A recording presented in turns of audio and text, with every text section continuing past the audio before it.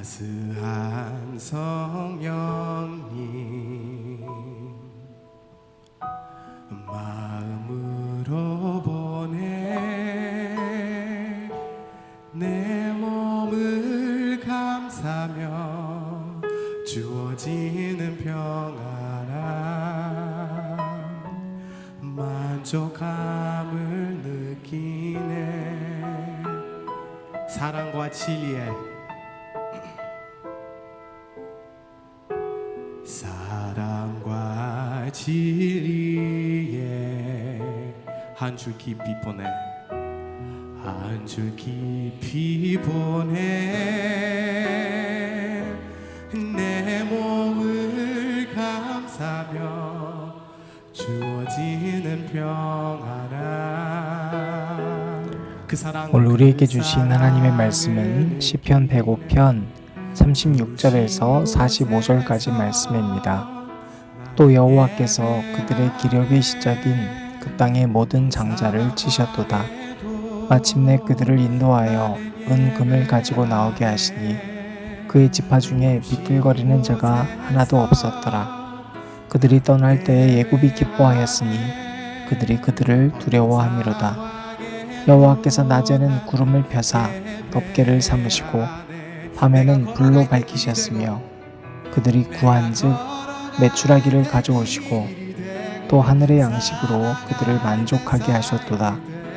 반석을 여신즉 물이 흘러나와 마른 땅에 강같이 흘렀으니 이는 그의 거룩한 말씀과 그의 종 아브라함을 기억하셨음이로다. 그의 백성이 즐겁게 나오게 하시며 그의 택한 자는 노래하며 나오게 하시고 여러 나라의 땅을 그들에게 주시며 민족들의 수고한 것을 소유로 가지게 하셨으니 이는 그들이 그의 율례를 지키고 그의 율법을 따르게 하려 하심이로다. 할렐루야. 아멘. 예배하네 주님 안 내가 걸어갈 때 길이 되고 살아갈 때 삶이 되는 그곳에서 예배한 부르신 곳에서 나는 예배하네 어떤 상황에도 아멘. 나는 예배하네 부르신 곳에서 나는 예배하네 어떤 상황에도 나는 예배하네. 마지막으로 어떤 상황에도 나는 예배하네.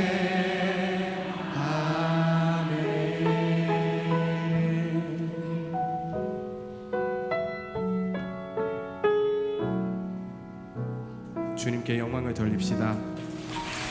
오늘도 우리 주님의 크신 은혜와 사랑이 저와 여러분에게 가득하기를 바랍니다.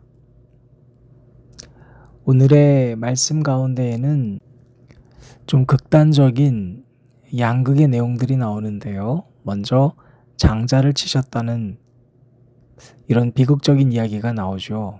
그런데 여러분, 우리 모두는 자녀가 힘의 근원이잖아요. 특별히 자녀가 생기면 다들 삶의 동력이 달라집니다. 자녀 때문에 살죠. 또 자녀를 위해서 삽니다. 바로 그들의 기력의 시작이 장자였다는 겁니다. 그러니까 지금 이 장자를 치신 이유는 그 장자들의 잘못 때문이라는 것이 아니라 자녀가 우선순위가 되고 모든 힘의 근원이 된 그 기력을 치셨다는 거예요. 여러분, 우리가 무엇을 위해서 사는가 중요합니다. 하나님을 믿는다면 특히나 우리가 꼭 기억해야 되는 것은 여러분의 삶의 동력이 무엇인지를 점검해야 합니다. 내가 정말로 무엇을 위해서 사는지를 잘 들여다봐야 됩니다. 그렇지 않으면 그것이 때론 자녀, 때론 재물, 무엇이건 하나님이 치실 수 있다는 이야기예요. 여러분이 두려움은 전이 되잖아요. 자, 지금 이스라엘 백성들은 이집트에 있는 수많은 사람들의 장자들이 목숨을 잃는 광경을 봤습니다. 그런데 신기하게도 이스라엘 백성들은 좀 더 엄밀히 말하면 문설주에 어린 양의 피를 바른 사람들은 두려움에 휩싸지 않았습니다. 야, 우리도 이 장자를 잃겠다라고 공포에 휩싸인 것이 아니라 놀랍게도 오늘 말씀 보니까 하나님을 찬양했다 이렇게 되어 있습니다. 양극단의 내용이에요. 한쪽은 공포에 휩싸여 있고 한쪽은 하나님을 찬양하고 있습니다. 사랑하는 여러분, 우리가 이번 주 3일 동안 보고 있는 이야기들을 꼭 기억하셔요. 우리는 늘 고통에 직면해 있습니다. 고통은 때로는 두려움을 수반합니다. 중요한 사실은 오늘 이 고통의 이야기 직전에 있었던 바로 기력의 시작입니다. 여러분이 어디에 힘을 주고 살아가냐는 거예요. 어디에 힘을 쓰고 있냐는 거예요. 혹시 여러분 집입니까? 혹시 자녀입니까? 혹시 재물입니까? 아니면 명예입니까? 그것 때문에 하나님께서 주시고자 하는 메시지를 놓쳐서는 안 됩니다. 때론 하나님이 여러분을 행복하게 하기 위해서 그 기력의 시작인 것들을 치실 수도 있다는 거예요. 우리는 많이 핑계를 댑니다. 상황 때문에 행복하지 않다고요.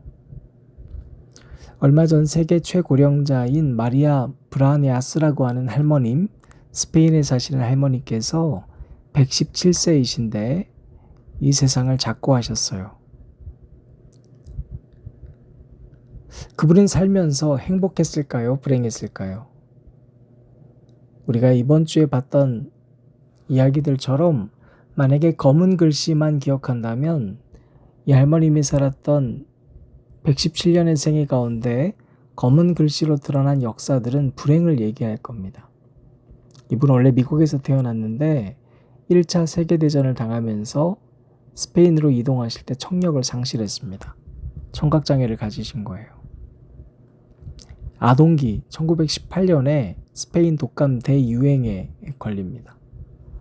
1차 세계대전으로 끝난 줄 알았더니 세계 2차 대전을 10대, 20대 때 겪습니다.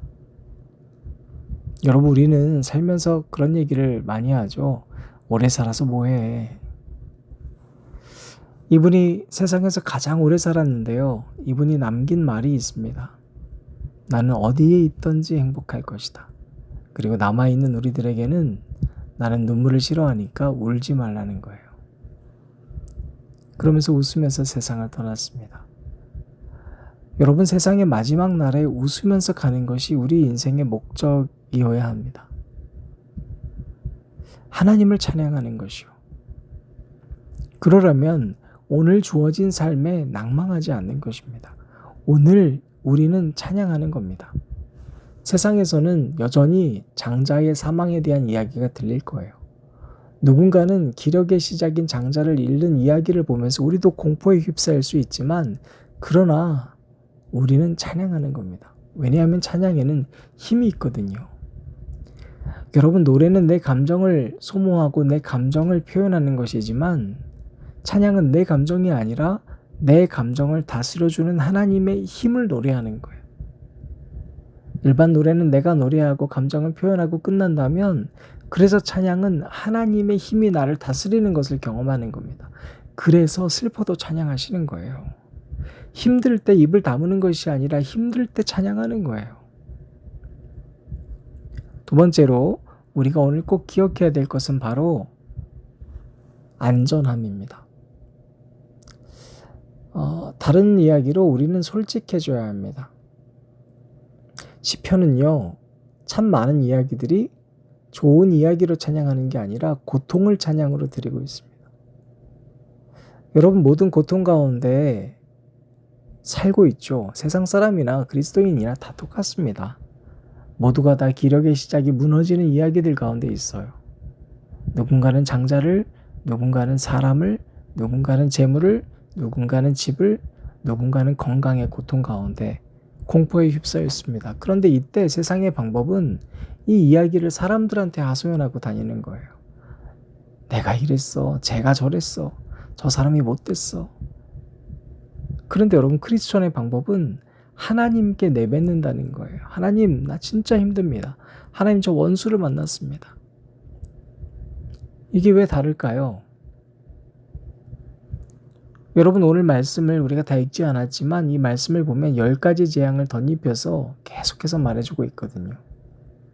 우리 삶에는 10가지 재앙과 같은 고통이 많다는 거예요. 온통 세상이 깜깜해지기도 하고, 먹을 것이 없어지기도 하고, 상황이 변하고, 전염병이 돌고, 천재지변에 우리가 고통 가운데 있을 수 있고, 사랑하는 사람이 죽기도 합니다. 그런데 이 이야기를 성경은 숨기지 않아요. 다시 한번 끄집어냅니다. 왜요? 거기에서 하나님은 우리를 회복시키시기 원합니다. 여러분, 솔직하게 기도하는 사람, 솔직하게 찬양하는 사람, 즉 기도와 찬양, 그 대상이 하나님이기 때문에 우리는 회복할 수 있습니다. 여러분, 세상 사람들이 고통 가운데 사람들에게 하소연해봐야 아무 해답을 얻지 못하는 이유는 그 사람은 안전하지 않기 때문이에요. 그러나 하나님은 안전하신 분이세요. 내가 어떤 이야기를 해도 그분은 다 품에 안고 회복시켜 주실 수 있는 능력의 하나님입니다.